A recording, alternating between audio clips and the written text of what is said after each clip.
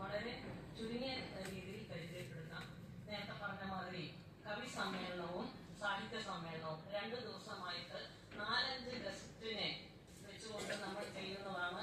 ഇന്ന് നമ്മൾ ആ 5 എണ്ണവും കൂടെ ജോലി കൊണ്ടുവെക്കുന്ന എന്ന് പറയുന്ന മാതിരി 5 എണ്ണം കൂടെ നമ്മൾ ഒന്നിലേക്ക് കൊണ്ടുവന്നിരിക്കണം. വ്യക്തി എന്ന് പറഞ്ഞാൽ പോലെ ചെല്ലുന്ന കലാകാരനായിരിക്കണം, സാഹിത്യകാരനായിരിക്കണം, കവിയായിരിക്കണം, തത്വജ്ഞാനിയായിരിക്കണം, തർക്കശാസ്ത്രം അറിയുന്ന ആളായിരിക്കണം, വേദാന്തം അറിയുന്ന ആളായിരിക്കണം. ഇതിനെല്ലാം പുറമെ കഥകളി അറിയുന്ന ഒരാളായിരിക്കണം എന്ന് നോക്കിയാൽ വേറെ ആരെയാണ്? അപ്പോൾ തീർച്ചയായിട്ടും മനോജ്. എൻ്റെ മനസ്സിൽ കുറെ കാലമായിട്ടുള്ള ഒരു വിചാരവുമാണ് മനോജിനെ ഇവിടെ ഒന്ന് കൊണ്ടുവരണമെന്ന്. അത് ഒത്തു വന്നത് ഇപ്പോഴാണ്. കാരണം ഇതെല്ലാം കൂടെ നേരത്തെ അൻവർ പറഞ്ഞ മാതിരി ഒരു നിയോഗമായിരിക്കാം കവി സമ്മേളനവും ഇതും കൂടെ ചേർന്ന് വന്നത്. കവിയും നോവലിസ്റ്റും പിന്നെ എഴുത്തുകാരൻ എന്ന് പറഞ്ഞാൽ ലേഖനങ്ങൾ എഴുതുന്ന ആളും സിനിമയ്ക്ക് വരെ ഒരുപക്ഷെ നിങ്ങൾ കണ്ടിട്ടുള്ള വാനപ്രസ്ഥം എന്ന സിനിമയിൽ കഥ എഴുതാൻ, തിരക്കഥ എഴുതാൻ ഒരുവിധ ആൾക്കാർക്കൊന്നും പറ്റില്ല എന്ന് പറയാം. അതിലും ഒരു ഭാഗമായി നിന്നുകൊണ്ട് ആ രചനയിൽ പങ്കെടുത്ത മഹത് വ്യക്തി കൂടിയാണ് മനോജ്. നാൾ എന്ന പേര്, നിലംപൂത്ത് മലർന്ന നാൾ എന്ന് കേൾക്കുമ്പോൾ തന്നെ നമുക്ക് തോന്നും ഒരു വ്യത്യസ്തതയുള്ള പേരാണല്ലോ ഇത് എന്ന്. തികച്ചും വ്യത്യസ്തമാണ് ആ പുസ്തകം. അതിൽ സംസ്കൃത പദങ്ങൾ ഉപയോഗിച്ചിട്ടേയില്ല. തനി ദ്രാവിഡ തനിമ പുലർത്തുന്ന ഒരു നോവലാണ്. നിർബന്ധമായിട്ടും വായിച്ചിരിക്കണം ആ നോവൽ. 2ാമത്തെ നോവലിന്റെ പേരാണ് മുറിനാവ് എന്ന നോവൽ. മുറിനാവ് മുത്തമിഴ് മുത്ത് എന്ന് വേണമെങ്കിൽ വിശേഷിപ്പിക്കാവുന്ന ഒന്നാണ്. മുത്തമിഴിൽ മുത്താണ് മുറിനാവ് എന്ന നോവല്. മനോഹരമായതാണ് അതും. അതിനും ദ്രാവിഡ സംസ്കൃതിയുടെ ഭാഗമായിട്ടുള്ള നോവലാണ് അതും എന്ന് പറയാം. വിസ്തരിക്കാൻ സമയമില്ല എന്നുള്ളത് വിസ്തരിക്കുന്നില്ല. 3ാമത്തെ നോവൽ മണൽപ്പാവ. ഈ 3 പുസ്തകവും ഈ ദ്രാവിഡ സംസ്കൃതിയുമായിട്ട് ബന്ധപ്പെട്ട ഒറ്റ വാക്കിൽ വേണമെങ്കിൽ പറയാവുന്നത്. പിന്നെ വലിയ വലിയ ആഘോഷങ്ങൾ, വലിയ വലിയ ശബ്ദങ്ങൾ, വലിയ വലിയ വിചാരങ്ങൾ, ചിന്താ പദ്ധതികൾ, ഇങ്ങനെ വലുതായിട്ടുള്ളതിൽ നിന്നെല്ലാം വ്യത്യസ്തമായിക്കൊണ്ട് ചെറുതിലൂടെ എങ്ങനെ അതിന്റെ സുഷിരത്തിലൂടെ അതിന്റെ അടരുകളിലൂടെ എങ്ങനെ ഇറങ്ങി ചെന്നുകൊണ്ട് വളരെ ബൃഹത്തായ ഒരു സംസ്കാരത്തെ കണ്ടെത്താം. ആ സഞ്ജയ ആരാണ്? സഞ്ജയ നമുക്കറിയാം. സഞ്ജയനാണ് ദിവ്യമായ കാഴ്ചശക്തി ധൃതരാഷ്ട്രത്തെ നൽകിക്കൊണ്ട് യുദ്ധം കാണാൻ വേണ്ടിയിട്ട് ശ്രമിച്ചത്. പക്ഷെ ധൃതരാഷ്ട്രം നിഷേധിച്ചു. എനിക്ക് വേണ്ട, എനിക്ക് കേട്ടാൽ മതിയെന്ന്. അപ്പൊ വ്യാസൻ, സഞ്ജയനല്ല വ്യാസൻ. അപ്പോഴാണ് സഞ്ജയനാണ് ആ ദിവ്യമായ വീക്ഷണം, ദിവ്യമായ കാഴ്ചശക്തി കിട്ടിയത്. ആ കാഴ്ചശക്തി വെച്ചുകൊണ്ടാണ് 18 അക്ഷോഹിണികൾ നിലനിൽക്കുന്ന കുരുക്ഷേത്ര ഭൂമിയിലെ യുദ്ധ വർണ്ണന നടത്തിയത്. പക്ഷേ ആ കാഴ്ച എങ്ങനെയുള്ള കാഴ്ചയാണോ, എത്തരത്തിലുള്ള കാഴ്ചയാണ്? ആ കാഴ്ചയിൽ നിന്ന് ഇന്നത്തെ അവസ്ഥയിലെത്തുമ്പോൾ ഇന്നത്തെ കാലം എന്തിന്റെ കാലമാണ്? പോസ്റ്റ് ട്രൂത്തിന്റെ കാലമാണ്. പോസ്റ്റ് ട്രൂത്തിന്റെ കാലം എന്ന് പറഞ്ഞാൽ സത്യാനന്തര കാലമാണ്. ഈ സത്യാനന്തര കാലത്ത് നിന്നുകൊണ്ട് എങ്ങനെ കാഴ്ചകൾ കാണാം? ആ കാഴ്ചകളെ കുറിച്ചുള്ള ഒരു ഹ്രസ്വമായിട്ടുള്ള സൂചനയാണ് ആ കവിതയിൽ വരുന്നത്. അതായത് മലയാള കവിത ഇന്ന് എവിടെ എത്തി നിൽക്കുന്നു എന്നതിന് ഏറ്റവും വലിയ ഉദാഹരണമാണ് പ്രതിഗീത എന്ന കവിത.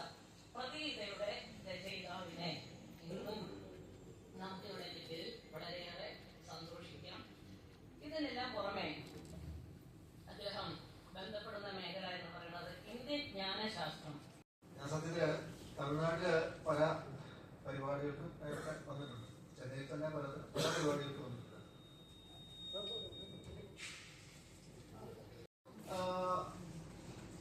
അസോസിയേഷൻസിന്റെ പരിപാടിക്ക് പങ്കെടുക്കുമ്പോൾ അത് തമിഴ്നാട്ടിലെ കാര്യമല്ല, കേരളത്തിൽ എവിടെയായാലും തമിഴ് നോവലുകളെ കുറിച്ചോ തമിഴ് കവിതയെ കുറിച്ചോ ഒന്നുള്ള ധാരണ അത്തരം ഇടങ്ങളിൽ ഉള്ളവർക്ക്, കേൾക്കാനുള്ളവർക്കായാലും സംഘടിപ്പിക്കുന്നവർക്കായാലും അങ്ങനെ ഉള്ളതായിട്ട് തോന്നുന്നില്ല. തമിഴ് സംഘടനകളുടെ പരിപാടിക്ക് വരെ തിരിച്ചാണ്. അവർക്ക് തമിഴിൽ വന്നിട്ടുള്ള നോവലുകൾ വെച്ചിട്ടാണ് ഈ എന്റെ 2 നോവലുകൾ തമിഴിലേക്ക് വിവർത്തനം ചെയ്തിട്ടുണ്ട്. സുധാസിറ്റി നേരത്തെ പറഞ്ഞ പോലെ KV ജയശ്രീയാണ് അത് വിവർത്തനം ചെയ്തിട്ടുള്ളത്. അതിൽ ഈ നിലമ്പൂത്ത് മലർന്ന എന്ന് പറയുന്ന ആദ്യ നോവലിന്റെ വിവർത്തനത്തിനാണ് KV ജയശ്രീക്ക് കേന്ദ്ര സാഹിത്യ അക്കാദമിയുടെ അവാർഡ് കിട്ടുന്നത്. അപ്പൊ അങ്ങനെ ഒരു പ്രാധാന്യം. അപ്പോൾ ഞാൻ പറഞ്ഞു വെച്ചാൽ ഇത് ഒന്നേറ്റമാണെന്ന് ഉദ്ദേശിച്ച് പറയുന്നതല്ല, പകരം വേറെ ചില ഉദ്ദേശങ്ങൾക്ക് വേണ്ടിയിട്ടാണ് അത് പറയുന്നത്. എങ്കിലും പൊങ്ങച്ചമായി തോന്നാം. അതുകൊണ്ട് അത് ക്ഷമിക്കുക എന്ന ആദ്യം ഒരു അഭ്യർത്ഥനയുണ്ട്. അതായത് ഞാൻ നേരത്തെ പറഞ്ഞ പോലെ ദിനം പൂത്തുമലർന്നാൾ എന്ന് പറയുന്ന നോവല് സംഘകാലഘട്ടത്തെ അടിസ്ഥാനപ്പെട്ട് എഴുതിയ സംഘകാലഘട്ടം, അതായത് BC 2-ാം നൂറ്റാണ്ട് മുതൽ പൊതുവർഷം ഏകദേശം 4-5 നൂറ്റാണ്ടുകൾ വരെ വരുന്ന ഒരു കാലഘട്ടമാണ് സംഘകാലഘട്ടം എന്ന് അറിയപ്പെടുന്നത്. ഈ കാലഘട്ടത്തെ അടിസ്ഥാനപ്പെടുത്തിയിട്ട് നോവൽ എഴുതാനുള്ള ഒരു കാരണം എന്താണെന്ന് വെച്ചാൽ അതിനും ഒരു കഥ പറയേണ്ടി വരും. പഴയ തമിഴകത്തിന്റെ ഭാഗമായിട്ടുണ്ട്. അത് എൻ്റെ ഐതിഹ്യം വളരെ ചുരുക്കി ഞാൻ പറയാം, പലർക്കും അറിയുന്നതായിരിക്കും. 3 സംഘങ്ങളുണ്ടായിരുന്നു എന്ന് പറയും. 3 ആയിരക്കണക്കിന് വർഷമൊക്കെയാണ് അതിന്റെ ആയിട്ട് പല ആൾക്കാർ പറയാറുള്ളത്. 3 സംഘങ്ങൾ എന്ന് പറഞ്ഞു കഴിഞ്ഞാൽ പണ്ഡിത സദസ്സുകളാണ്. പാണ്ഡ്യരാജാവായിട്ടുള്ള മധുരയിലെ പാണ്ഡ്യരാജാവിന്റെ കീഴിലാണ്, അദ്ദേഹത്തിന്റെ സംരക്ഷകരാണ് ഈ സംഘങ്ങൾ ഉണ്ടായിരുന്നതെന്നാണ് പറയുക. അതിൽ ആദ്യത്തെ സംഘത്തിന്റെ അധ്യക്ഷനായിട്ടൊക്കെ വരുന്നത് തിരുച്ചിടൈക്കടവുളും അതുപോലെ തന്നെ നിധി കീഴാറുമൊക്കെയാണ്. അതായത് പരമശിവനും അതേപോലെ കുബേരനും ഒക്കെയാണ് അതിന്റെ അധ്യക്ഷരായിട്ട്. ഞാൻ അത്തരത്തിലുള്ള ഒരു ഐതിഹ്യം എന്നൊക്കെ വേണമെങ്കിൽ പറയാവുന്ന ഒരു തരത്തിലാണ് ഈ കഥകൾ നിൽക്കുന്നത്. അത് സൂചിപ്പിക്കാനായിട്ട് ഞാൻ പറഞ്ഞതാണ്. അതായത് ആ കാലഘട്ടത്തിൽ ഉണ്ടാകേണ്ട ഒരു കൃതിയാണ് അഗത്യം എന്ന് പറയുന്നത്. അതാണ് മുതൽ സംഘത്തിന്റെ കാലഘട്ടം. അതായത് ആദ്യത്തെ സംഘത്തിന്റെ കാലഘട്ടം. ആ കാലഘട്ടത്തിൽ ഉണ്ടായിട്ടുള്ള കൃതിയാണ് അഗത്യം. അഗസ്ത്യം എന്നുള്ള എന്റെ തമിഴ് വേർഷനാണ് അഗത്യം. ഈ അഗത്യം നമുക്കിത് ലഭ്യമല്ല. ആ കൃതി നമുക്കിത് ലഭ്യമല്ല. അങ്ങനെ കൃതി ഉണ്ടായിരുന്നോ ഇല്ലയോ എന്നുള്ളത് തന്നെ നമുക്ക് പലപ്പോഴും ഇന്ന് തെളിയിക്കാൻ ബുദ്ധിമുട്ട് തോന്നും. കാരണം വളരെ പ്രാചീനമായിട്ടുള്ള വ്യാഖ്യാനങ്ങളിൽ ഈ കൃതിയെക്കുറിച്ചുള്ള സൂചനകളുണ്ട്, ചില വരികൾ ഉദ്ധരിക്കുന്നുണ്ട്. ഇങ്ങനെയൊക്കെ ഉണ്ടെങ്കിലും ഈ കൃതി ഇതുവരെ കണ്ടെത്താൻ കഴിഞ്ഞിട്ടില്ല. അപ്പൊ അതുകൊണ്ട് അഗത്യം എന്നുള്ളൊരു കൃതി ഉണ്ട്, നമ്മളിങ്ങനെ വിശ്വസിക്കുക മാത്രമാണ് ചെയ്യുന്നത്. വേറൊരു പ്രധാനപ്പെട്ട കാര്യം വെച്ചാൽ ഈ അഗത്യത്തിന് 3 ഭാഗങ്ങളുള്ളതായിട്ടാണ്. ഒന്ന് ഇയൽ തമിഴ്, മറ്റേത് ഇശൈ തമിഴ്, മൂന്നാമത്തേത് നാടകത്തമിഴ്. ഇയൽ തമിഴ് എന്ന് പറഞ്ഞു കഴിഞ്ഞാൽ നമ്മുടെ സാമാന്യ വ്യവഹാരം, അതായത് നമ്മൾ സംസാരിക്കുന്ന തമിഴ്. തമിഴത്തെ ഭാഷ എന്നുള്ള അർത്ഥം എടുത്താൽ മതി. സാധാരണ നമ്മൾ സംസാരിക്കുന്ന തമിഴ്, അല്ലെങ്കിൽ സാഹിത്യം എഴുതുന്ന തമിഴ്, ഇതൊക്കെ കൂടി ചേർന്നാണ് ഈ ഇയൽ തമിഴ്. ഇയറ്റമിഴ് എന്നാണ് അതിന് 2 വാക്കുകൾ ചേർക്കുമ്പോൾ വരുന്ന രൂപം. രണ്ടാമത്തേത് ഇശൈ തമിഴാണ്. അത് സംഗീതം, പലതരത്തിലുള്ള പൺകൾ, പ്രാചീന സംഗീത വസ്തുക്കളിൽ ഉൾപ്പെടുന്ന പലതരത്തിലുള്ള പൺകൾ കേട്ടിട്ടുണ്ടാവും. ഉദയപ്പൺ, പാലൈപ്പൺ, ചെവ്വഴിപ്പൺ എന്നൊക്കെ പറഞ്ഞിട്ടുള്ള തമിഴ് ഈണങ്ങളാണ്. ആ ഈണങ്ങളുടെ ഒരു സംസ്കാരം, അവ വികസിച്ചു വന്നതിന്റെ ഒരു ചരിത്രമാണ് ഇശൈ തമിഴ് ഉള്ളത്, അല്ലെങ്കിൽ ഇശൈ തമിഴ് എന്നുള്ള വാക്കുകൊണ്ട് പ്രതിനിധീകരിക്കും. മൂന്നാമത് നാടകത്തമിഴ്, പെർഫോമൻസ് ആണ്. നാടകം, കൂത്ത്, പഴയകാലത്താണ് കൂത്ത്, ആട്ടം അല്ലെങ്കിൽ ആടൽ എന്നൊക്കെയുള്ള വാക്ക്. ഇടയച്ചംഘത്തിന്റെ കാലഘട്ടത്തിലുണ്ടായ കൃതിയാണ് തൊൽക്കാപ്യം. തൊൽക്കാപ്യം എന്നാണ് അതിന്റെ രചയിതാവിനെ കുറിച്ച് പറയാറുള്ളത്. തൊൽക്കാപ്യം എന്നുള്ളത്. തൊൽക്കാപ്യത്തിന് 3 ഭാഗങ്ങളാണുള്ളത്. ഒന്ന് എഴുത്തധികാരം, 2 ചൊല്ലധികാരം, 3 പൊരുളധികാരം. എന്നീ 3 അധ്യായങ്ങളായിട്ടാണ്, 3 ഭാഗങ്ങളായിട്ടാണ് ആ കൃതി എഴുതിയിട്ടുള്ളത്. ശേഷമാണെന്നുള്ളത് ഏറ്റവും സംഘം പിരീഡിലുണ്ടാകുന്ന ഒരു പ്രധാനപ്പെട്ട കൃതിയാണ് ചിലപ്പതികാരം. അത് എല്ലാവർക്കും പരിചിതമായ കൃതിയായിരിക്കും. ചിലപ്പതികാരത്തിലാണ് കേരളത്തിലും തമിഴ്നാട്ടിലും അല്ലെങ്കിൽ ഈ സംസ്കാരത്തിന്റെ തന്നെ അടിത്തട്ടിൽ കിടക്കുന്ന ഒരു വലിയ മിത്ത്, കണ്ണകിയുടെ കഥ. കണ്ണകിയുടെ കഥ വരുന്നത് ചിലപ്പതികാരം പറയുന്ന കാവ്യത്തിലാണ്. ആ കാവ്യത്തിന്റെ ഒടുവിൽ വേറൊരു സൂചന കൂടി നൽകി. വടക്ക് വേങ്കടമല, തെക്ക് കുമരിമുനമ്പ്, കിഴക്കും പടിഞ്ഞാറും പെരുങ്കടൽ എന്നാണ് സർക്കാർ ചിലപ്പതികാരത്തിന്റെ അവസാനം. ഇത് കേൾക്കുമ്പോൾ ഒരു ഭൂമിശാസ്ത്രപരമായ ഡിവിഷനാണെന്ന് തോന്നുമെങ്കിലും ഒന്നുകൂടി ആലോചിച്ച് നോക്കിയാൽ മനസ്സിലാകും ഈ പ്രദേശം എന്ന് പറയുന്നത്. വടക്ക് വേങ്കടമല, തെക്ക് കുമരിമുനമ്പ്, കന്യാകുമാരി, കിഴക്കും പടിഞ്ഞാറും പെരുങ്കടൽ എന്ന് പറഞ്ഞാൽ ഇന്നത്തെ കേരളവും ഇന്നത്തെ തമിഴ്നാടും പൂർണ്ണമായും ഉൾക്കൊള്ളുന്ന പ്രദേശം. ഇന്നത്തെ കേരളവും ഇന്നത്തെ തമിഴ്നാടും പൂർണ്ണമായും ഉൾക്കൊള്ളുന്ന പ്രദേശമാണ്. ഈ പ്രദേശം ഇന്നത്തെ മലയാളത്തിനും ഈ സംഘം തമിഴിനോടുള്ള ഒരേ ബന്ധം തന്നെയാണ്. ഒരേ നാട്ടിലുണ്ടായ, ഒരേ സാംസ്കാരിക പരിസരത്തുണ്ടായ കൃതികളാണ്. രണ്ടിനും ഒരേ ബന്ധം തന്നെയാണ്. ഇന്നത്തെ തമിഴ് സംസാരിക്കുന്ന ആൾക്കാർക്ക് സംഘം തമിഴ് വായിച്ചാൽ മനസ്സിലാവില്ല വാസ്തവത്തിൽ. പക്ഷേ അത് പ്രാചീനമായ തമിഴാണ്. ഇന്നും നമ്മൾ ഭാഷ തമിഴ് തന്നെ പറയുന്നത് കൊണ്ടാണ് ഇതിനൊരു വലിയ തുടർച്ച തോന്നുന്നത്. ആ ഭാഷയ്ക്ക് ഇന്നും തമിഴ് തന്നെ പറയുന്നു. ഇപ്പോഴത്തെ വാസ്തവത്തിൽ ഇതേപോലെ തന്നെ എന്താണ് ഈ സംഘം തമിഴിൽ നിന്ന് തന്നെ വികസിച്ചു വന്ന മലയാളത്തിൽ വേറൊരു ഭാഷയായി, അതായത് തമിഴിൽ നിന്ന് വേറിട്ടൊരു ഭാഷയായി കണക്കാക്കുന്നത് കൊണ്ട് വരുന്ന ഒരു പ്രശ്നമാണ്. വാസ്തവത്തിൽ 13-ാം നൂറ്റാണ്ട് മുതൽ മാത്രമേ മലയാളത്തിലെ ചരിത്രമുള്ളൂ എന്നുള്ള ഒരു പൊതുധാരണ. വാസ്തവത്തിൽ ഈ സംഗമങ്ങൾ, ഈ 36 കൃതികളും ശേഷം വരുന്ന ചിലപ്പതികാരൊക്കെ എത്ര ഗംഭീരമായിട്ടാണ്. അതിന്റെ ഒരു ഭാഗം എനിക്കറിയാം, അത് 3 കാണ്ഡങ്ങളായിട്ടാണ് ഉപയോഗിച്ചിട്ടുള്ളത്. അതിനകത്തൊന്ന് പുകാർകാണ്ഡമാണ്, വേറൊന്ന് മധുരൈക്കാണ്ഡമാണ്, ഒന്ന് വഞ്ചിക്കാണ്ഡം. ശ്രദ്ധിച്ചാൽ മനസ്സിലാവും. പുകാർകാണ്ഡം എന്ന് പറഞ്ഞാൽ അത് ചോഴ രാജധാനിയായിട്ട് ബന്ധപ്പെട്ടാണ്. മധുരൈക്കാണ്ഡം എന്ന് പറയുന്നത് പാണ്ഡ്യ രാജവംശമായിട്ട് ബന്ധപ്പെട്ടാണ്. മറ്റേ വഞ്ചിക്കാണ്ഡം എന്ന് പറയുമ്പോൾ ചേര രാജവംശമായിട്ട് ബന്ധപ്പെട്ടാണ്. ഇങ്ങനെ 3 രാജവംശങ്ങൾ, മൂവേന്തർ എന്ന് പറയും. പഴയ കാലത്ത് ഈ 3 രാജവംശങ്ങളെ ഇണക്കി ചേർക്കുന്ന കാവ്യമാണ് വാസ്തവത്തിൽ തൊൽക്കാപ്പി. ഇത് തന്നെ സൂചിപ്പിക്കുന്ന പഴയ തമിഴകത്തിന്റെ സാംസ്കാരികമായ വഴികെട്ടി കാവ്യം എഴുതുന്നത്. നമുക്ക് മലയാളികൾക്ക് ഉണ്ടാവേണ്ട ഒരു ധാരണയെക്കുറിച്ചാണ്. നമുക്ക് ഭാഷ എന്ന് പറയുമ്പോൾ പാണ്ഡ്യ തമിഴ് എന്ന് തമിഴ്നാട്ടില് കാണാവുന്ന പോലുള്ള ബോർഡുകൾ കേരളത്തിൽ ഒരിക്കലും വാഴുക മലയാളം എന്നോ അല്ലെങ്കിൽ മലയാളം ജയിക്കാന്നൊരു ബോർഡ് ഒരിക്കലും നമുക്ക് കാണാൻ പറ്റില്ല. കാരണം അത്തരത്തിലുള്ളൊരു ഭാഷ അഭിമാനം നമുക്ക് അങ്ങനെ ഉണ്ടാവാറില്ല. ഞാൻ അതിനെ ആളെ കത്തിക്കാനായിട്ട് വന്നതല്ലോ, അതും പറയാം. അന്ധമായ ആരാധനയൊന്നും ഭാഷയുടെ ആവശ്യമില്ല. ഭാഷ നോവലിന്റെ പുറത്തിൽ അത് പറയുന്നത്. ഇതിന്റെ ഒരു കൗതുകകരമായ കാര്യം പറഞ്ഞു കഴിഞ്ഞാൽ, ഞാൻ ആദ്യം പറഞ്ഞ ആ ഒരു പൊങ്ങച്ചം അത് വാസ്തവത്തിൽ ഞാൻ പറഞ്ഞില്ല. കാരണം ഈ തമിഴിൽ ഈ നോവല് വിവർത്തനം ചെയ്യപ്പെട്ടപ്പോൾ, തമിഴിലേക്ക് വിവർത്തനം വന്നപ്പോൾ അതിന്റെ തുടക്കത്തിൽ അതിന്റെ അവതാരിക എഴുതിയിട്ടുള്ളത് നാഞ്ചിനാടെന്നുള്ള പ്രശ്നമുള്ള തമിഴ് എഴുത്തുകാരാണ്. നാഞ്ചിനാട് അതിനെക്കുറിച്ച് എഴുതിക്കുന്നത് മലയാളത്തിൽ എഴുതപ്പെട്ട തമിഴ് നോവലാണ്. ആദ്യത്തെ നോവല് നിലമ്പൂർ എന്നാണ്. ഈ പറഞ്ഞ പഴയ തമിഴ് സംസ്കാരത്തെ അടിസ്ഥാനപ്പെടുത്തിയിട്ടുള്ള ആദ്യത്തെ നോവല് ഇതാണ്. അപ്പോൾ ഇത് എന്തുകൊണ്ട് ഒരു തമിഴൻ എഴുതിയില്ല, എന്തുകൊണ്ട് ഒരു മലയാളി എഴുതി എന്നുള്ള രീതിയിൽ തമിഴിലൊരു ചർച്ച നടക്കുന്നുണ്ട് അദ്ദേഹം പറഞ്ഞാണ്. അപ്പൊ അങ്ങനെ ഒരു ചർച്ച തമിഴ്നാട്ടിൽ നടക്കുന്നു, തമിഴ് എഴുത്തുകാരുടെ ഇടയ്ക്ക് നടക്കുന്നുണ്ട്. എന്നിട്ട് അദ്ദേഹം തന്നെ പറയുകയാണ്, അവർക്ക് ഞാൻ മറുപടി കൊടുത്തു, ഇത് തമിഴ് എഴുതിയതല്ല, ആദിത്തമിഴ് എഴുതിയതാണ്. ഈ ആദിത്തമിഴ് ആണ്, അല്ലെങ്കിൽ അതാണ് പറയുന്നത് ആദിത്തമിഴ്. ആ തമിഴിലെ പ്രസിദ്ധനായുള്ള നിരൂപകനാണ്. കൂടാതെ തമിഴ് സംഗീതം ഒരു എന്താണ് വിസ്തരിച്ചൊരു സംഗീതം നിയമമായ ഗ്രന്ഥമാണ്.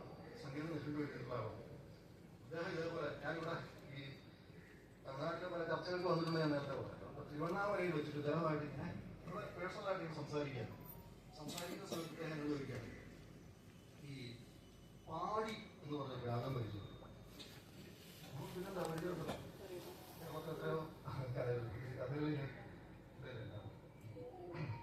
കത്തിവേഷം പറഞ്ഞാൽ ഈ ദുര്യോധനൻ, അതേപോലെ രാവണൻ തുടങ്ങിയിട്ടുള്ള കത്തിവേഷങ്ങളുടെ തിരഞ്ഞെടുപ്പും അതിന്റെ അതിന്റെ 17 പോലും അതിന്റെ പാടി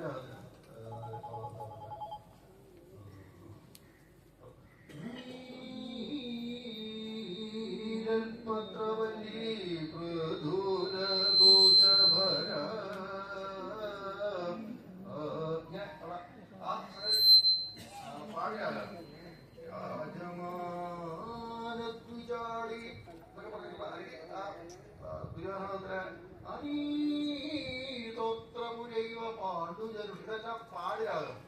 ഈ പാടിരാഗത്തിൽ ധാരാളം പദങ്ങൾ, അതിന്റെ പതിഞ്ഞ പദങ്ങളിലൊക്കെ കഥകളി പോലുള്ള കലകളിൽ അവതരിപ്പിക്കുന്നത്. ഇവിടെ ചോദിച്ചു ഖണ്ഡാര പരിചയം. നമ്മൾ പിന്നെ പ്രയോഗ പദങ്ങൾ ഖണ്ഡാരത്തിലാണ്. ഈ പറഞ്ഞ ഇത് പ്രത്യേകത്തിന്റെ കാര്യമാണ് പറഞ്ഞെങ്കിൽ കഥകളി തന്നെ ചൊവ്വാടി വേഷം ആണ് അതിനകത്ത് വരുന്നതെങ്കിൽ ഖണ്ഡാരായിരിക്കും തമിഴ് പണ്ടുമാണ്. തമിഴ്നാട്ടിൽ ഒരിടത്തും ഈ പ്രയോഗങ്ങൾ, ഈ രാഗങ്ങൾ നമുക്ക് കേൾക്കാൻ സാധ്യത. അത് കേൾക്കണമെന്നുണ്ടെങ്കിൽ കേരളത്തിലെ ഇതേപോലുള്ള കാര്യങ്ങൾ തന്നെ ആണ്. ഞാൻ നേരത്തെ പറഞ്ഞ ഏറ്റവും സംഘടിപ്പിച്ചിട്ടുണ്ടായിരുന്ന കൃതിയാണെന്നാണ് പറയുക. അതിന് പലതരത്തിലുള്ള കൂത്തുകളെ കുറിച്ച് പറയുന്നുണ്ട്. അതിനകത്തെ ഒരു കൂത്താണ് ഒരു കാര്യം പറയാം. നമ്മൾ ഇതുപോലുള്ള കാര്യങ്ങൾ ശ്രദ്ധിക്കാത്തതുകൊണ്ട് മിസ് ചെയ്തു പോയ കാര്യം നമ്മൾ വിചാരിച്ചാൽ മതി. അതിന് പറയുകയാണത് 6 തരത്തിലുള്ള അഭിനയക്കൂത്തുകളുണ്ട്. അതിനകത്തൊന്നാണ് കഥയിക്കളി. കഥയിക്കളി എന്നുള്ള വാക്ക് തന്നെ സൂചിപ്പിക്കുന്നത് കഥകളി ആ കല ഉണ്ടായിട്ടില്ല ഈ കൂത്തുകൾ എഴുതപ്പെടുമ്പോൾ. കഥകളിക്ക് ഏകദേശം 400 വർഷത്തെ പഴക്കമുള്ളൂ. ലളിത സംഘത്തിലുള്ള കൃതിയാണ്. ആ കൃതിയിൽ പറയുകയാണ് കഥയിക്കളി, അതായത് ഒരു പ്രത്യേക കഥയെ അടിസ്ഥാനപ്പെടുത്തിയിട്ട് ഒരു അവതരണം, ഒരു പെർഫോമൻസ് നടത്തുക, അത്തരത്തിലുള്ള സംഗതിയാണെന്ന് പറയുക. അതിന്റെ വ്യാഖ്യാനമാണ് ശ്രദ്ധിക്കേണ്ടത്.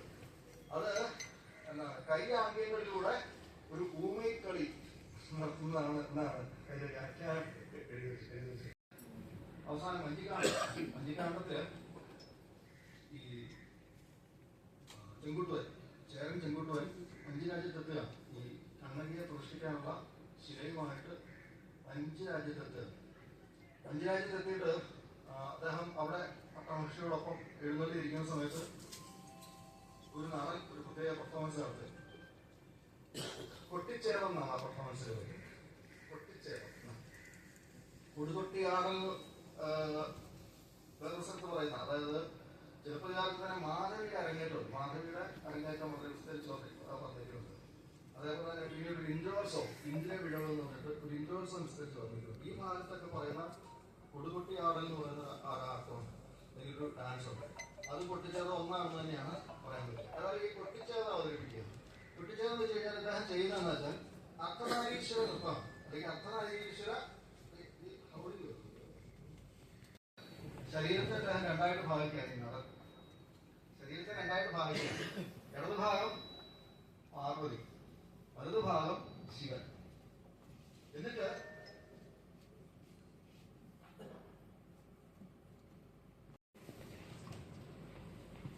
അപ്പോ ഈ നടൻ ശരീരത്തെ രണ്ടായിട്ട് വിഭജിക്കുകയാണ്. വിഭജിച്ചിട്ട് ഒരു ഭാഗം സ്ത്രീയാണ്, മറുഭാഗം പുരുഷനാണ്. ഒരു ഭാഗം പാർവതി, മറുഭാഗം ശിവനാണ്. ഒരു സ്ഥലത്ത് ഹാസ്യം, മറുവശത്ത് താണ്ഡവം. സർപ്പങ്ങളുടെയും സർപ്പങ്ങൾ വിന്യസിക്കപ്പെട്ട സർപ്പങ്ങളുടെയും ഒക്കെ ഒരു പശ്ചാത്തലത്തില് ആംഗ്യം കൊണ്ട് ഒരു എന്താണ് പൗരുഷം തികഞ്ഞ നാട്യം അവതരിപ്പിക്കുകയാണ്. ഒരു വശം സ്ത്രൈണമായിട്ട് നിലനിർത്തുക. അതിന് വളരെ വിശദമായ വർണ്ണന ഈ ചിലപ്പതികാരത്തിൽ കൊടുത്തിട്ടുണ്ട്. ഈ ഡാൻസ് ഈ നൃത്തത്തിന്റെ ആ ഗംഭീരമായ അവതരണം, ആ അല്ലെങ്കിൽ ആ നൃത്തമല്ല എന്ന് പറയാൻ പറ്റാത്ത ഒരു നാട്യത്തിന്റെ ആ ഗംഭീരമായ അവതരണം നടത്തിയിട്ട് അത് ചെയ്ത ആളുടെ പേരും പറയുന്നുണ്ട്. പാത്തരു നാൽവകൈ മറയോ, പാത്തരു നാൽവകൈ മറയോ.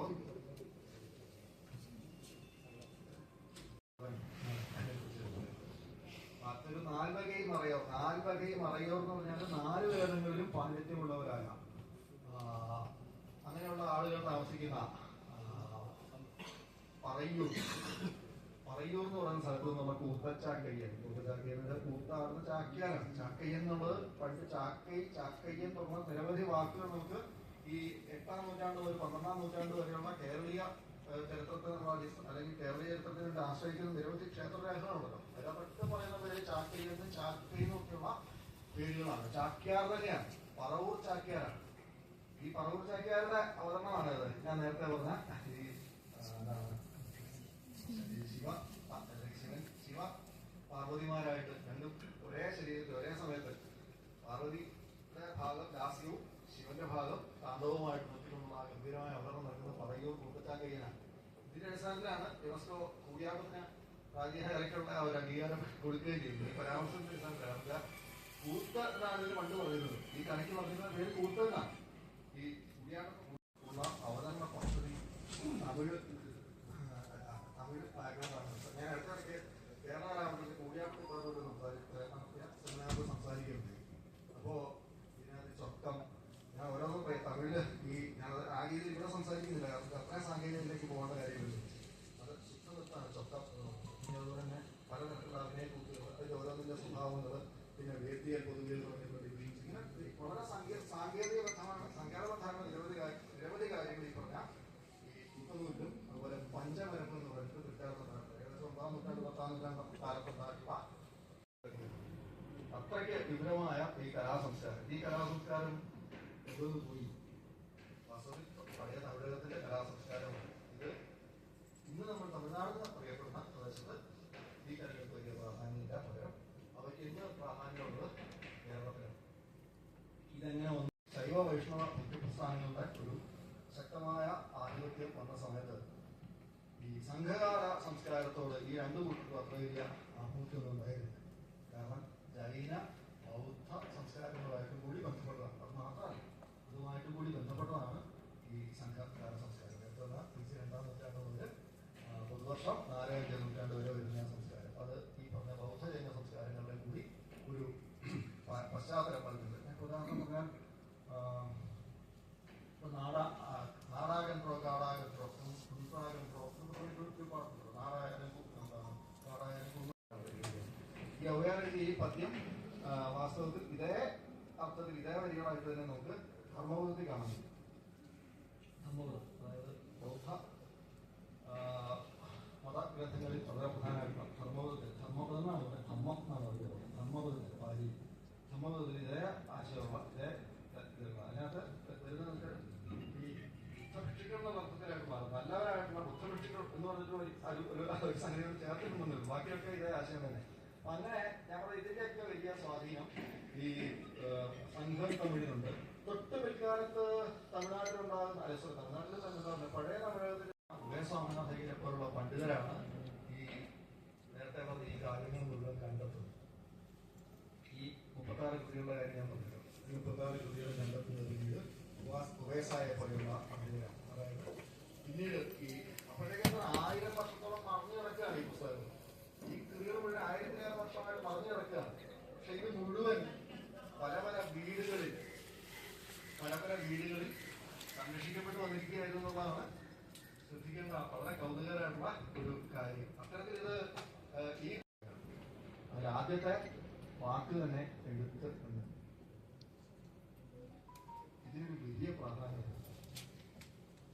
ഈ എഴുത്ത് എന്ന് പറയുന്ന വാക്കിന് തന്നെ വലിയൊരു പ്രാധാന്യം. നമ്മളിത് ആദ്യം പറയുമ്പോഴേക്കും പൊണി എന്നുള്ള അർത്ഥത്തിലാണ് എഴുത്തുള്ള വാക്ക് പറയുന്നത്.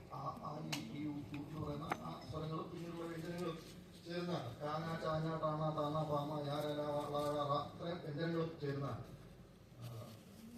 ഈ പറഞ്ഞ 30. പിന്നെ ചായ ന്യായം കൂടി ഉണ്ട്. അതാണ് അകാരം മുതൽ നകാരം വരെ എന്ന് പറയാൻ കഴിയും. ന്യായം കൂടെ നാ കൂടാതെ ന്യായം കൂടെ തമ്മിൽ ഒരു അക്ഷരമായിട്ട് പറയാറുണ്ട്. സാധാരണ നമ്മൾ പറഞ്ഞ അക്ഷരമാരാണ്. സാങ്കേതിക വാക്കുകൾ പറയുന്നത് പൊടി എന്നുള്ള വാക്ക് പറയുന്നത് സാധാരണ അക്ഷരമാരാന്ന് വിചാരിക്കുക. സിലബിളും വ്യത്യാസമുണ്ട്. അതുകൊണ്ട് ഞങ്ങൾ അങ്ങനെ പറഞ്ഞത്. ഏതായാലും എന്താണ് അത്തരത്തിലുള്ള അടിസ്ഥാനപരമായ വർണ്ണങ്ങൾ, അടിസ്ഥാനപരമായ അക്ഷരങ്ങളായിട്ട് നമ്മൾ പറയുന്നത് തന്നെയാണ് അകാരം മുതൽ നകാരം വരെയുള്ള 30 അക്ഷരത്തെയാണ്. പക്ഷെ അതിനെ കുറിക്കുന്ന വാക്ക് എഴുത്ത് എന്നാണ്. മാത്രമല്ല എഴുത്തിനെ രണ്ടായിട്ട് തിരിക്കുന്നു. ഈരെഴുത്ത് എന്ന് പറയുമ്പോൾ ആ മുതൽ ആ ഈ ഉ എ ഐ ഒ ഔ തുടങ്ങിയിട്ടുള്ള സ്വരങ്ങളാണ് ഉയരെഴുത്ത്. മെയ്യെഴുത്ത് എന്ന് പറയുന്ന വ്യഞ്ജനങ്ങളാണ്. ചാങ്ങ, ചാഞ്ഞ, തണ, താമ പോലെയൊക്കെയുള്ള വിനയച്ചം, പേരച്ചം തുടങ്ങിയിട്ടുള്ള വാക്കുകളൊക്കെ നിലനിർത്തി ഈ ഉയരെഴുത്തും മെയ്യെഴുത്തും എന്തിനാണ് മാറ്റിയെന്ന് എനിക്ക് മനസ്സിലായി. കാരണം സ്വരം വ്യഞ്ജനം ഉള്ളതിന് പകരം എത്ര ഗംഭീരമായിട്ടുള്ള ഉയരും മെയ്യും 2 മലയാളത്തിലുള്ള വാക്കുകളുണ്ട്. അല്ലാണ്ട് എച്ചം അത്രയൊന്നും മലയാളിക്ക് പരിചിതമായ വാക്കല്ല. പക്ഷെ ഉയരും മെയ്യും എടുത്ത് മാറ്റിയത് എന്തിനാണെന്നുള്ള ഒരു സംശയമുണ്ട്. ഉയരെഴുത്ത് മെയ്യെഴുത്ത് എന്ന് പറയുന്നതിന് ഒരു പ്രാധാന്യമുണ്ട്. മാത്രമല്ല ഈ എഴുത്ത് എന്ന് പറയുന്നത് വേറൊരു വലിയ പ്രാധാന്യം കൂടി സൂചിപ്പിക്കാനുണ്ട്. അതായത് ഇത് തൊട്ട് പിന്നാലെ വരുന്ന വേറൊരു കാര്യം ശ്രദ്ധിക്കുക. കാരണം ഇദ്ദേഹം എഴുത്തെന്നാണ് ആ വാക്ക് പറയുന്നത്, എഴുതുന്നതിനാണ് ഇമ്പോർട്ടൻസ് കൊടുക്കുന്നത്. നമ്മൾ അധികം ശ്രദ്ധിക്കാത്ത കാര്യം. എഴുതുക എന്ന് പറഞ്ഞ പ്രക്രിയക്ക് തന്നെയാണ് ഇമ്പോർട്ടൻസ് കൊടുക്കുന്നത്. അല്ലാതെ ഈ എന്താണ് അക്ഷരമെന്നോ വർണ്ണമെന്നോ പൊണിയെന്നോ ഉള്ള സ്വയമെന്നുള്ള അർത്ഥത്തിൽ മാത്രമല്ല പറയുന്നത്. എഴുത്ത് എന്ന് പറയുന്ന പ്രക്രിയക്കല്ല അദ്ദേഹം പ്രാധാന്യം കൊടുക്കുന്നുണ്ട്. തൊട്ടടുത്ത ഇതിനെപ്പറ്റി പറയാണ്. എന്താണ് ആയുധം എന്ന മുപ്പാൽക്കുള്ളിൽ വരുമ്പോഴേ കഴിഞ്ഞിട്ടാണ് സാധാരണ ഈ സൂചിപ്പിക്കാറുണ്ട്. ആയുധാക്ഷരനാണോ പറയുന്നത്?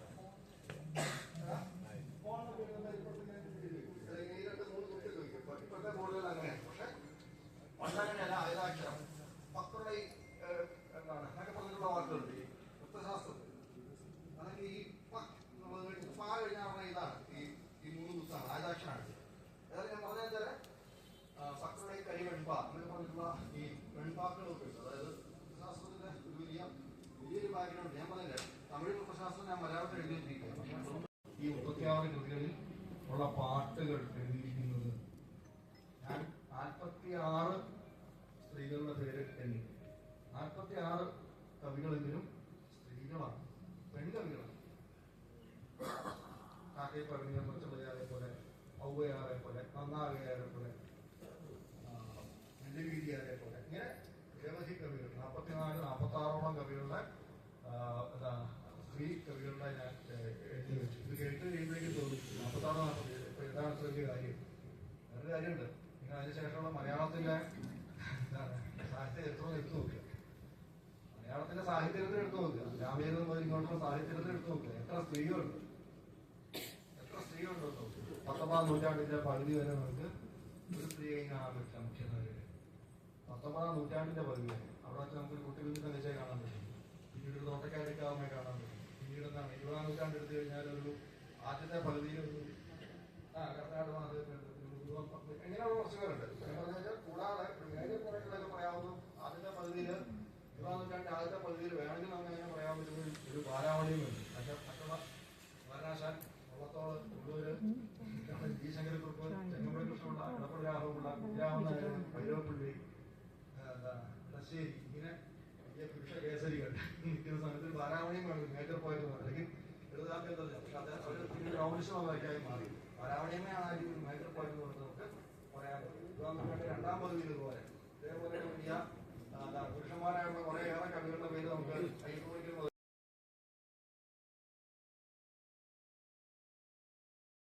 തന്നെ പറഞ്ഞിട്ടുണ്ട്.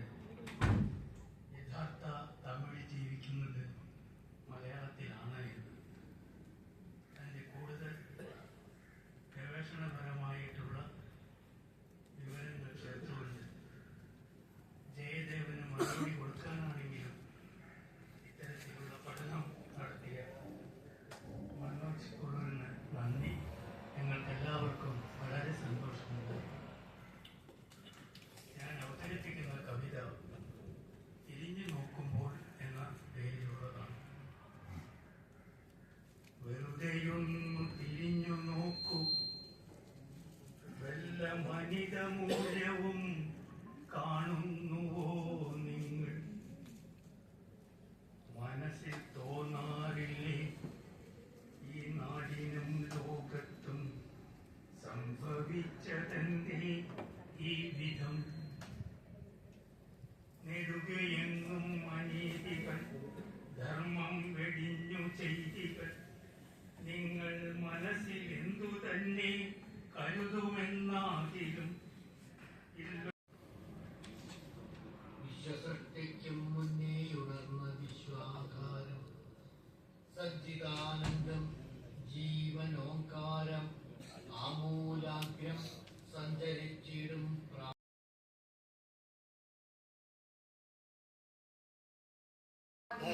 വേവലാതിപ്പെടേണ്ട. കിളിർത്തു വരുന്ന പുൽനാമ്പുകളുടെ പറിച്ചു കളയരുതേ എന്ന യാചന കൈക്കൊള്ളേണ്ട. 3 ദിക്കും ശൂന്യമായതുകൊണ്ട് മതിലുപണിയുടെ ചെലവോർത്ത് നെടുവീർ പുതുക്കേണ്ട. അടുത്ത വീടിന്റെ കഥക് എപ്പോഴും അടഞ്ഞു കിടക്കുന്നതുകൊണ്ട് അടുപ്പിന്റെ അവസ്ഥയെന്തെന്നും ആകുലപ്പെടേണ്ട. അത്രയും മടിയുള്ള കാര്യമാണ്. സമ്മേളനങ്ങൾ ഒഴിവാക്കുകയാണ്.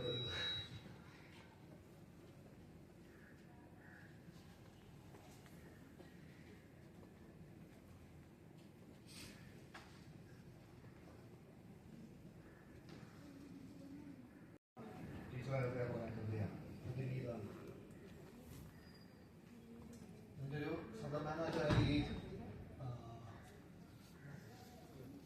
കുരുക്ഷേത്രയുദ്ധവും ഭഗവത്ഗീതയും ഒക്കെ ധൃതരാഷ്ട്രക്ക് വിശദീകരിച്ചു കൊടുക്കുന്നത് സഞ്ജയനാണ്. ഇത് കേട്ട് കഴിഞ്ഞിട്ട് ധൃതരാഷ്ട്ര അതിനോട് മറുപടി പറയുന്ന പോലെ കമ്മ്യൂണിക്കേറ്റ് ചെയ്യാൻ പഠനം നടത്തുന്നു. അന്ധനായ ധൃതരാഷ്ട്രൻ തനിക്ക് ഈ കാര്യങ്ങളെല്ലാം ദൃശ്യങ്ങൾ പോലെ പറഞ്ഞു തന്ന സഞ്ജയനോട് പറയുന്ന മറുപടി, കാര്യമെല്ലാം അറിഞ്ഞാലും കണ്ടില്ലെന്ന് നടിക്കണം, ഇതിന്നെനിക്ക് നീ തന്ന ശിക്ഷയാകുന്നു സഞ്ജയ. കണ്ണു കാണാത്തവർക്കൊന്നും കാഴ്ചയില്ലെന്ന തോന്നലിൽ ശബ്ദത്താൽ നീ വരച്ചല്ലോ ലോകമെന്ന പടക്കളം. കണ്ണു കാണാത്തവർക്കൊന്നും കാഴ്ചയില്ലെന്ന തോന്നലിൽ ശബ്ദത്താൽ നീ വരച്ചല്ലോ ലോകമെന്ന പടക്കളം. നിന്റെ വാക്കിന്റെ വാഴ്ത്തുമ്പിൽ പതറുന്നെന്റെ ജീവിതം. അതിന്റെ മൂർച്ച പോൽ ഉള്ളിൽ ഉയരുന്നൊരു രോദനം. തത്വത്തിന്റെ കയർക്കോണി മുന്നിൽ നീ തൂക്കിയെങ്കിലും എനിക്ക് കയറാൻ വയ്യ, വീണുപോകുന്നൊരു ഭയം. ജഡമാം ഭൂമിയിൽ ജീവൻ നൃത്തം വയ്ക്കുന്നതിൻ പൊരുൾ നിന്റെ വാക്കുകളിൽ തട്ടിത്തെറി